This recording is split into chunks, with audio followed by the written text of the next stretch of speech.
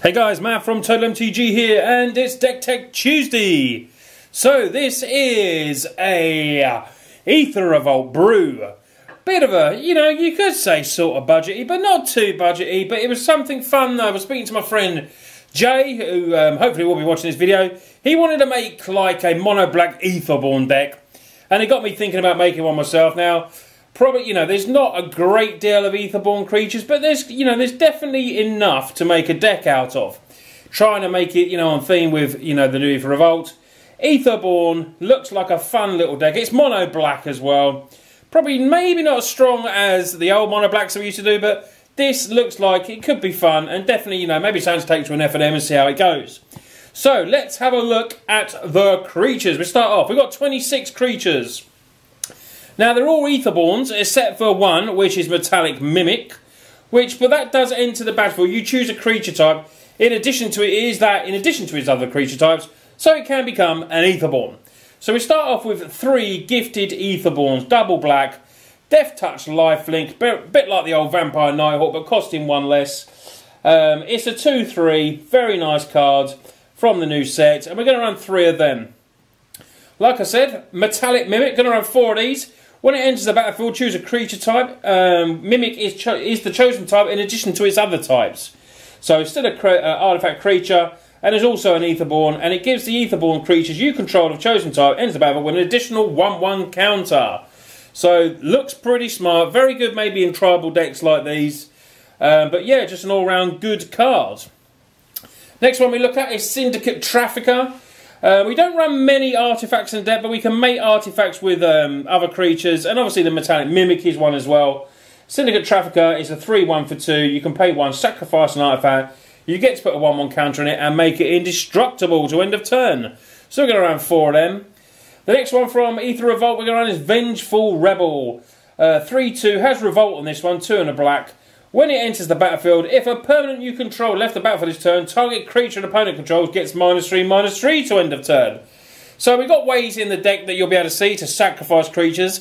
I was thinking of maybe running Evolving Wilds even in the mono black deck for this, but it's not a total Revolt kind of deck like this. But we might have to bring him in, I'm not too sure, but we're going to leave it as it is at the moment. Like I said, we can make artifacts, servo artifact creatures with Weapon Craft Enthusiast. Going to run the full playset then, because it has Fabricate 2. Itself is not a very strong creature at 0/1, but the Fabricate, we can either make it a 2/3, or we can maybe bring those servos in, which will obviously be very helpful as well to sack creatures too. 3 Yohini Undying Partisans, only 3 because it's legendary. Has haste, it's a 2/2 for 2 and a black. When a creature an opponent controls dies, put a 1/1 counter on it. Sacrifice another creature and it gains indestructible to end of turn. So they're pretty sweet. Couldn't have an Aetherborn deck without Gonti. Just a couple of Gonti, because I don't want too many legendary creatures in this. Gonti Lord of Luxury costs 2 and double black. It's a 2/3 of Death Touch. When it enters the battlefield, look at the top 4 cards of target opponent's library. We get to exile one of them face down. For as long as that card remains exiled, you may look at it and cast it with spend mana as though it's mana of any type. So obviously being mono black makes no difference. We might be able to get a very, very sweet card with Gonti. Maybe I'll up to 3 at one point. This is just obviously the first testing part of the deck. But we're going with a couple of them. And then the Anthem creature for us, Midnight Entourage, 4 of these. Aetherborns you control get +1/1. Good thing about this card is not legendary. When Entourage or another Aetherborn you control dies, you get to draw a card and lose a life.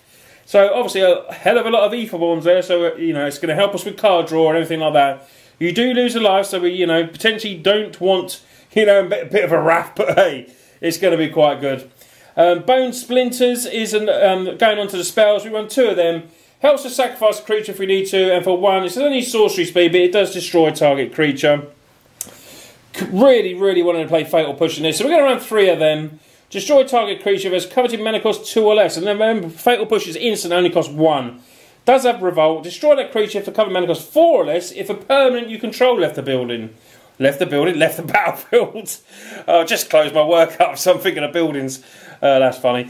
So yeah, but you can see ways we've got sack things, so permanents will be able to leave the battlefield. Fatal Push can be really good for us. Altar's Reap, like I said, another way to sack creatures. Draw 2 cards, instant speed, very nice. Maybe get with the Yohini. Not Yohini, sorry, which one was it? It's Vengeful Rebel. Makes that, control leave the battlefield. Give something -3/3. You can see the sort of interactions that we hopefully will be able to have with this deck. Couple of Grasp of Darkness, -4 force when a turn, a Murder, and a 1 of Ruinous Path. So the land base is pretty simple. I'm going for 22 land. Might be cheap, but I'm going to go for 22 land. Maybe need to up it. I'm going to try it with 22. Pretty basic. 19 Swamps, a Mortuary Mire, Blighted Fen. And we're going to run a 1 of Westphal Abbey. Maybe it's a different way to win, to come with a different angle. We could be making lots of creatures, you know, with the you know, if we don't fabricate with Weapon Craft Enthusiast. And we could have, you know, we do run 26 creatures in total, so maybe we can transform Westphal and then attack in for the win that way. So guys, that is the Mono Black Aetherborn deck. Obviously I've not tested it against anything much at the moment, but it seems like it could be pretty speedy. It's got the all-important draw cards. We can kill creatures. It seems like it'd be good. You know, I'm not saying it's tier 1, but it's a fun deck. You know, it's my first Aether Revolt, you know, one of my first Aether Revolt brews. I wanted to do like a themey sort of deck. I know a lot of people do like tribals, so we're going to go down the Aetherborn deck. We'll take a quick look at the sideboard. Sideboard, we can go a bit more controlling if we need to. We've got Harsh Scrutinies in there, Collective Brutalities and Transgress the Mind to take away our opponent's hand.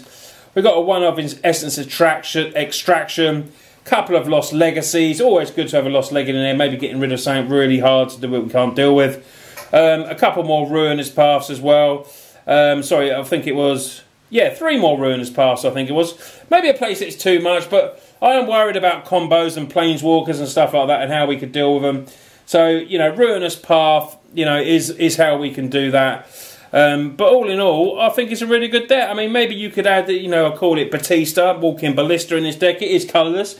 Maybe you could bring that in, test that out, see how it goes. But you'd have to make room for it, obviously. But yeah, this looks like a very, very fun deck. So, Jay, I don't know if you're watching. Don't know what your Aetherborn Mono Black deck looks like. Could look a bit like this. Might look totally different. Just don't know. But I hope you guys like this first little brew for Deck Tech Tuesday.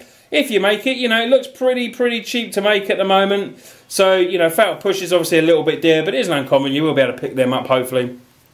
And the rest of it, you know, Yohini's not too bad. Gonti, those rares are not very dear. Metallic Mythic might be a little bit expensive at the moment, obviously because the set's just come out. But it's a deck hopefully can appeal to a lot of people. And anyway, if you make it, let me know how you get on if you take it to your F&M. This has been Deck Tech Tuesday. Please leave a like and subscribe. Thanks to all your support. You're all great. And I'll catch you next week on this one. Cheers, guys.